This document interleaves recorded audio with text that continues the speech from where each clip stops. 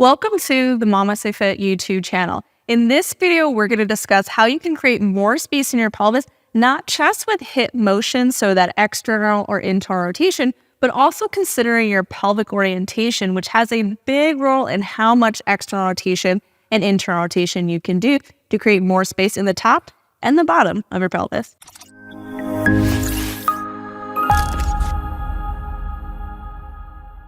Hey, for those of you that don't know me, my name is Gina. I'm a perinatal fitness trainer and birth doula, and I specialize in pelvic mechanics. And so I create prenatal fitness programs to help you create more space throughout your pelvis during pregnancy, and then also educate you with our online childbirth education courses on how to create more space in various laboring positions during your birth and understand when to do those labor positions as well. And so we're going to discuss how external rotation, or knees out, ankles in, creates more space in the top of the pelvis, and how internal rotation, or knees in, ankles out, creates more space here in the bottom of the pelvis. But it's not just the hip motions moving around that creates the space, it's also the pelvic orientation, because commonly movements are not done in isolation. So I'm not just externally rotating my leg or internally rotated in my leg. There's a lot of other movement patterns that tend to be happening at the same time to create the space in the pelvis. And so for the top of the pelvis, this tends to open with more external rotation, or knees out, ankles in addition to abduction, so the leg moving away from midline. So this creation of space is going to create more space from side to side. Additionally, an anterior pelvic tilt, or the pelvis tilting forward, makes it easier to find more external rotation. So this anterior tilt of the pelvis, or that forward tilt, can make external rotation more accessible to you and create more space side to side. Now, you may have been told that the top of the pelvis opens more with a posterior pelvic tilt, or tucking the butt underneath. And this is true because we have a sacral promontory right here, which is the junction between our lumbar spine and our sacrum, or this triangular bone down here. And so when we have a posterior pelvic tilt, that junction moves backwards and it creates more space front to back in the top of the pelvis. And so it's a combination of this anterior pelvic tilt and this posterior pelvic tilt that creates more space in the pelvic inlet. Because again, it's not just one movement that opens certain pelvic levels. It's a combination of a lot of different movements. And so if we're trying to open the top of the pelvis, we want to think external rotation, so knees out, ankles in addition to abduction, so the leg is moving away from midline, plus that posterior pelvic tilt or that anterior pelvic tilt, which is going to make that external rotation easier. So it's a lot of different movements that creates more space here in the top of our pelvis. And so when we're trying to create more space in the top of the pelvis, we may be finding more of this pelvic tilting, pelvic rocking, or very front to back tight movement patterns. And so we're tucking the butt underneath to have that posterior pelvic tilt, which is creating space front to back by moving that sacral promontory backwards. And we're also finding an anterior pelvic tilt, or arch in the back, which is making it easier for you to find more external rotation. So this is helping you find more space side to side in the pelvic inlet. And so you're probably going to kind of rock back and forth, creating a lot of those pelvic tilting and rocking motions to create more space in the pelvic inlet. And so you can see there's a lot of different movement patterns that are being combined to create that space in the top of the pelvis. It's not just external rotation in isolation. Now, when we come to the bottom of the pelvis, or the pelvic outlet, it's not external rotation that creates more space. It actually may decrease space. Rather, it's internal rotation, or knees in, ankles out.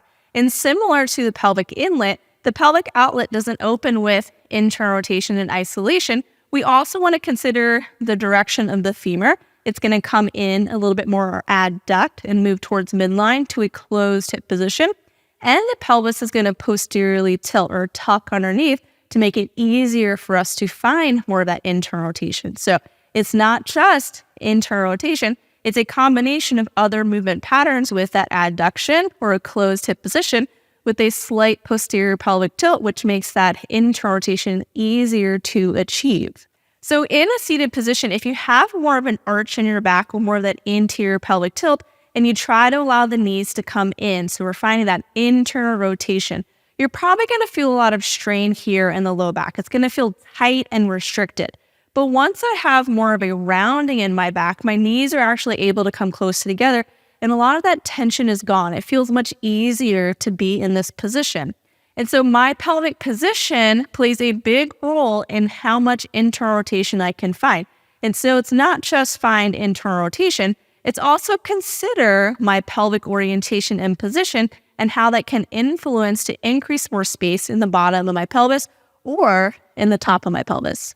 And so when it comes to increasing space in the pelvic diameters to make it easier for your baby to navigate through the pelvis, there's no movement that's really happening just in isolation. We're not just externally rotated and just internally rotating. We're thinking about how we can combine a lot of different movement patterns and orient the pelvis to facilitate an increase in space. So if we're trying to open the top of the pelvis, we want that external rotation with the leg moving outwards, and a little bit of an anterior tilt is going to help to create more space in the top of the pelvis.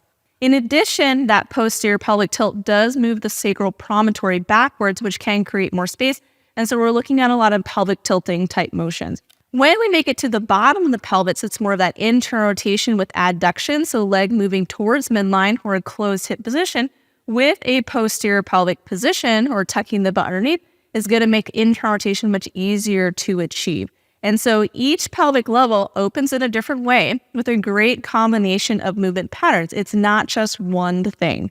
And so if you like this video and you want to learn more with us, join our online childbirth education course where we break down pelvic mechanics and labor positions that open each pelvic level, plus how to know when to even do those positions.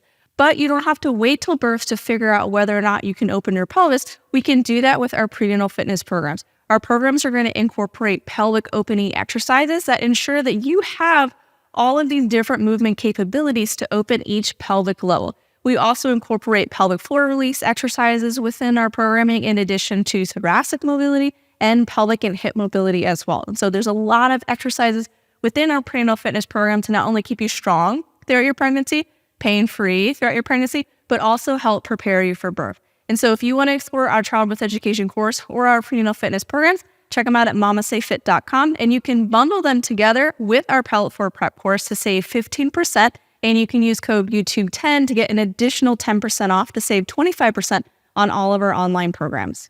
So if you enjoyed this video, be sure to like it and comment below what else you want to learn or any questions that you have. I love answering questions and helping to support you throughout your pregnancy and your postpartum experience. And if you like this video, be sure to subscribe to our channel so you get notified whenever we release new videos. We try to release 1 to 2 videos a week, but if you want more regular content, check out our Instagram page. We're posting daily, usually 1 to 2 times a day. And so there's tons of content over there to help support you throughout your entire perinatal journey.